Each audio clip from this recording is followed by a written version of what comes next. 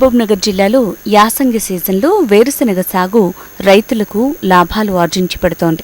దీంతో ఈ ప్రాంత రైతులు వరి, పత్తితో పాటు వేరుశెనగ సాగుకు అధిక ప్రాధాన్యతను ఇస్తున్నారు.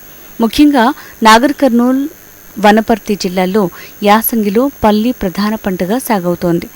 పాలమూరులోని ఎర్రటి నేలలు వేరుశెనగ సాగుకు అత్యంత అనుకూలమైనవి. నల్ల నేలల్లో విత్తనం లోపలికి వెళ్లదు. ఎర్ర నేలలు పొడిగా ఉండటంతో ఏపుగా పెరుగుతుంది. ఈ నేలల్లో అప్లాటాక్సిన్ అనే శిలీంధ్రం ప్రభావం చాలా తక్కువ.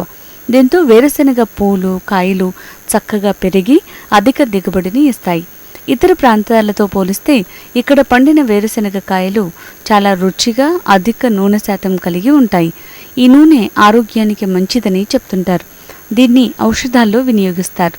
దీంతో ఇతర రాష్ట్రాల వ్యాపారులు సైతం నాగర్ కర్నూల్, వనపర్తి ప్రాంతాల్లో పండిన వేరుశెనగను కొనేందుకు పోటీ పడతారు.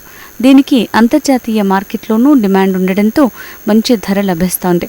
వేరుశెనగకు ప్రభుత్వం ప్రకటించిన మద్దతు ధర క్వింటాల్కు 5,850 రూపాయలు కాగా ఇక్కడి పంట 9,000 వరకు పలుకుతోంది. రాష్ట్రంలోని ఇతర జిల్లాలతో పోలిస్తే వర్షపాతం తక్కువ ఉండటంతో ఇక్కడి ప్రాంతం అనుకూలంగా మారింది. సాగునీరు ప్రస్తుతం అందుబాటులో ఉండటంతో వేరుశెనగ సాగు విస్తీర్ణం ఏటేటా పెరుగుతోంది. వ్యవసాయ శాఖ రైతులను ప్రోత్సహిస్తోంది. శాస్త్రవేత్తలు, వ్యవసాయ అధికారులు నిత్యం రైతులకు అవగాహన కల్పిస్తున్నారు. జిల్లాలోని నేలల ప్రత్యేక లక్షణం వల్లే ఇక్కడ పండించే వేరుశెనగకు అంతర్జాతీయంగా మంచి పేరొచ్చింది. ఈ నేలలు ఎర్రగా ఉండటంతో పంట ఏపుగా పెరుగుతోంది. అప్లాటాక్సిన్ శిలీంధ్రం ప్రభావం లేకపోవడంతో కాయలు రుచిగాను, అధిక నూనె శాతం కలిగి ఉంటున్నాయని అంటున్నారు.